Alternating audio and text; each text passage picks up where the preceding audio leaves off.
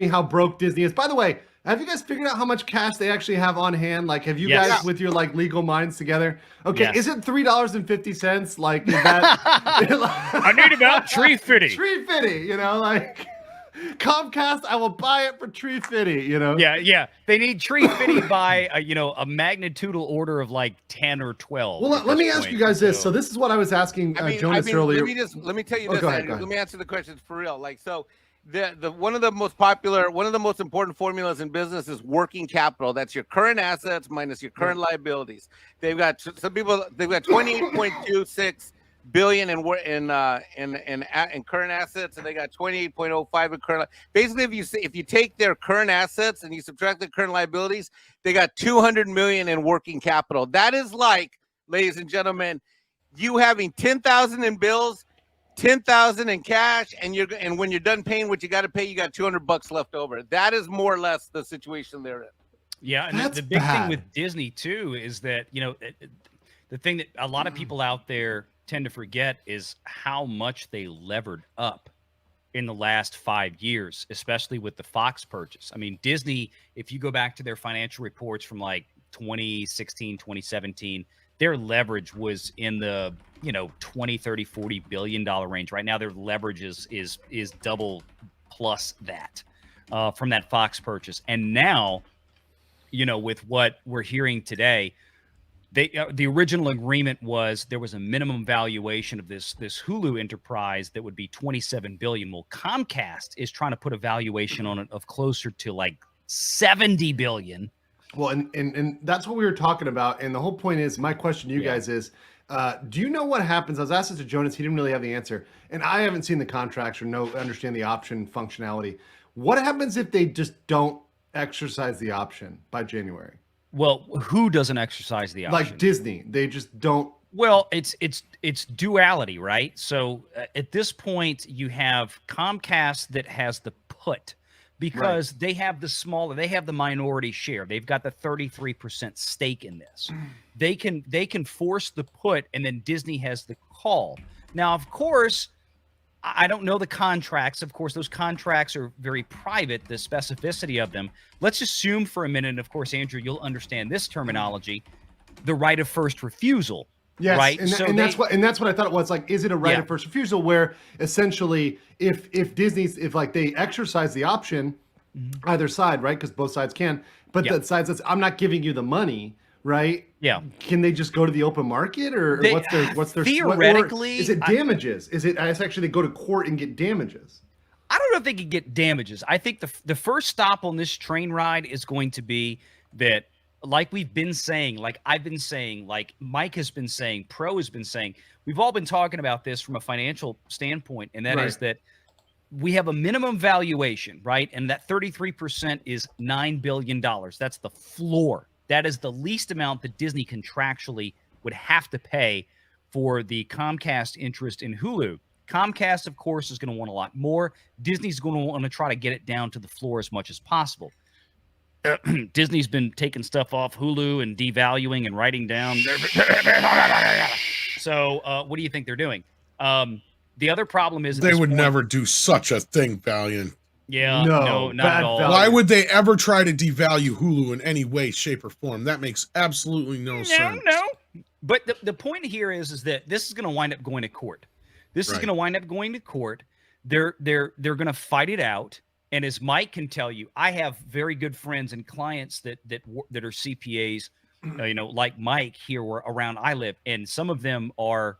Like Mike's a forensic accountant, an auditor. He, does a lot of tax returns. I've got friends that specialize in hello, Renegade Jr. Yes, happy birthday. I know he's going to now start spamming. Everybody came in. Yes. Everybody's saying happy birthday. Just go ahead and say happy birthday. Yeah, Renegade Jr. is really my son. Stealing the show from Dad. He's stealing the show from Dad. Appreciate it. But here's the thing. I've got friends who are valuation experts. So there's like brands of CPAs that specialize in nothing but business valuations. And by the way, this is a thing. This is a actual thing. I know it sounds nerdy as hell, but there are people that specialize in different valuations. We had a lawyer at my law firm that literally his entire job, he was hired out in cases to tell whether other lawyers were charging fair rates. Yes. I'm not kidding. This is an entire fucking job as to whether other lawyers are ripping you off. It's like John Grisham's The Firm.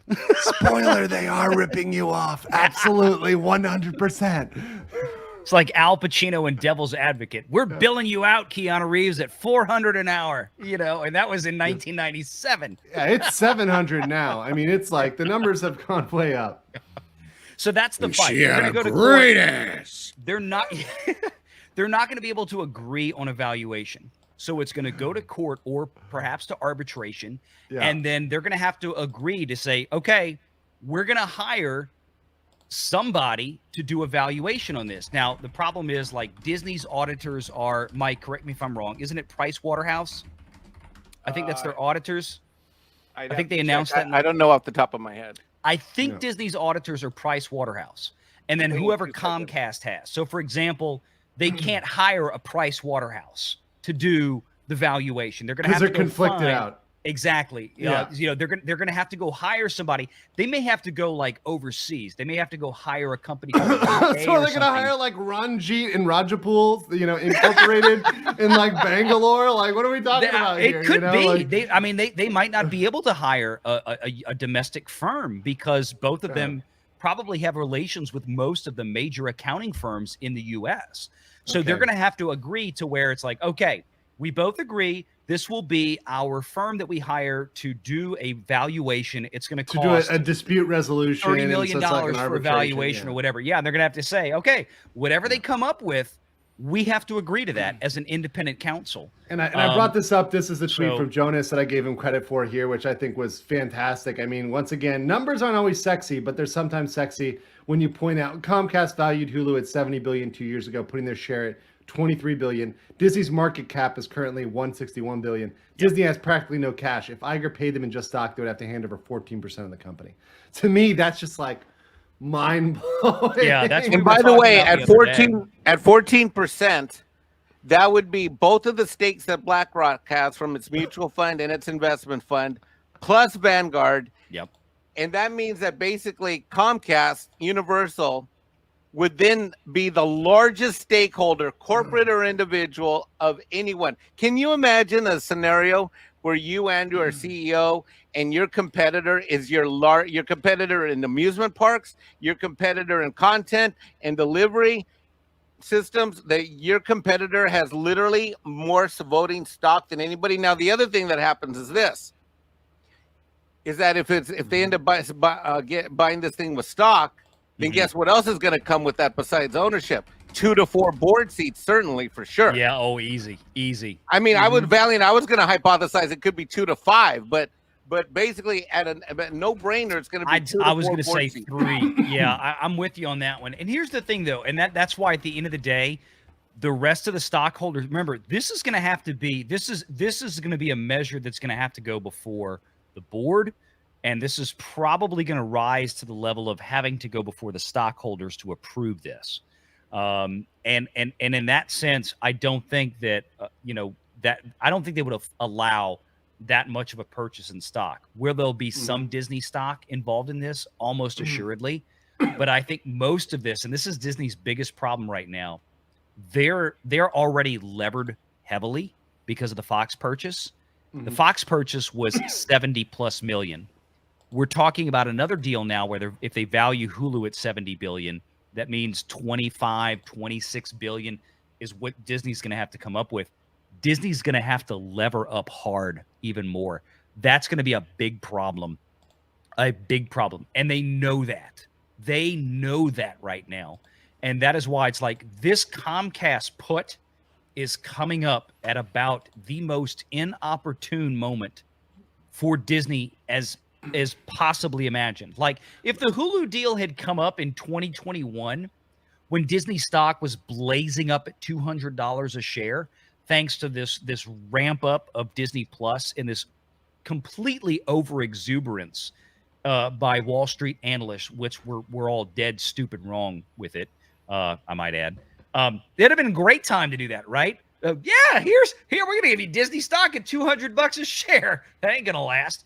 Now, Comcast probably wouldn't have been dumb enough to take a heavy dose of stock at that point, but this makes it even more difficult. It's now floating around $90 a share. No way of knowing exactly where it's going to be in 6 months or 8 months. But I mean, Disney is already guiding forward to the next quarter where, hey, this quarter wasn't great. Next quarter might not be great either. So, I mean, what is the propensity or the possibility that Disney stock is going to elevate in any significant capacity between now and the next 6 to 8 months? Right now, it ain't looking good. That's according to Disney. It ain't looking good. So Comcast is with Deloitte, and Disney has been with Price Waterhouse since 1938. Okay, so Oof. I thought 1938, Andrew. Yeah, That's crazy. That's that's crazy. Deloitte, which is enormous, and Price Waterhouse, which is enormous. Yeah. So we're narrowing That only down leaves the us with field. KPMG and BDO Seedman and a few others. Yeah. Arthur Anderson's not around. No, they you know, come on. All right, you financial nerds. Let's get some. That's an super chats. Enron joke. I'm sorry. That's an Enron joke. 20. This video has been a clip of a previous live stream, and it's clipped so you can get the information in a shorter, compact package, the information you need. If you want the full video, the whole context, the whole thing, you can check out the full stream. That is in the link below. Check that out, and I will catch you guys later. Peace.